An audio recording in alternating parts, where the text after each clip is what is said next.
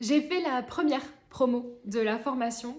Je me souviens comme si c'était hier de comment j'étais avant la formation parce que je traversais une période difficile, j'étais en pleine crise identitaire, je venais de quitter mon appart, ma ville, mon job. En fait, je savais plus qui j'étais, je savais plus ce que je voulais.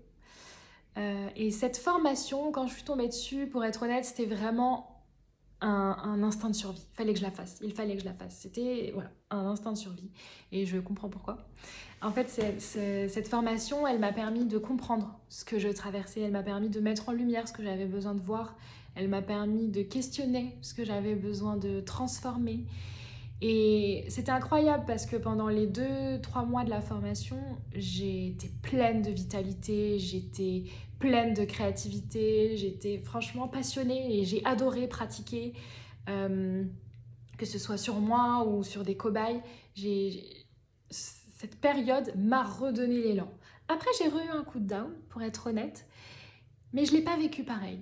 Je ne l'ai pas vécu pareil parce qu'à ce moment-là, j'étais capable d'aller regarder ce qu'il y avait à regarder et en plus, et de transformer ce que j'avais besoin de transformer. Et j'avais comme une certaine foi que j'avais pas avant. Là, j'avais une foi, une certaine confiance que ce que je traversais, aussi inconfortable soit-il, c'était pour une raison.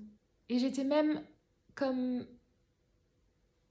comme reconnaissante de ce que je traversais parce que je savais que ça allait transformer quelque chose. Et du coup, bah là, aujourd'hui, 1 an et demi après des heures de pratique sur moi et sur des cobayes, sur des clients, je lance justement un accompagnement one-one pour aider les personnes qui traversent ce que j'ai traversé en fait. Un no man's land où on ne sait pas, où on se sent un peu perdu.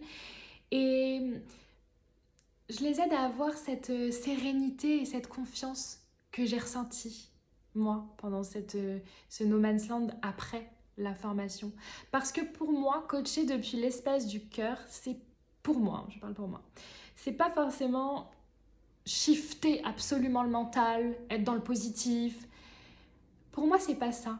Pour moi, c'est être capable de, en fait, de danser avec la vie, de danser, que ce soit sous la pluie, dans une tempête, dans une tornade, sous le soleil, peu importe. Mais c'est justement d'être capable de danser dans toutes ces intempéries, mais toujours avec une certaine sérénité et une confiance en soi et une confiance en la vie, euh,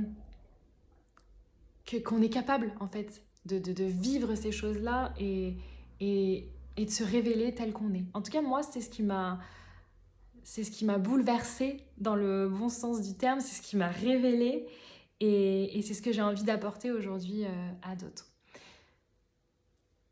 Je pourrais jamais assez remercier Anne-Claire, je pense, pour ce qu'elle m'a permis. Parce que pour le coup, voilà, moi, c'était vraiment un instinct de survie et je le comprends et je pourrais jamais la remercier, mais elle m'en voudra pas de dire ça. Je pense que la personne que je remercie le plus, finalement, c'est moi parce que c'est un investissement, mais je suis contente, vraiment contente de l'avoir fait pour moi.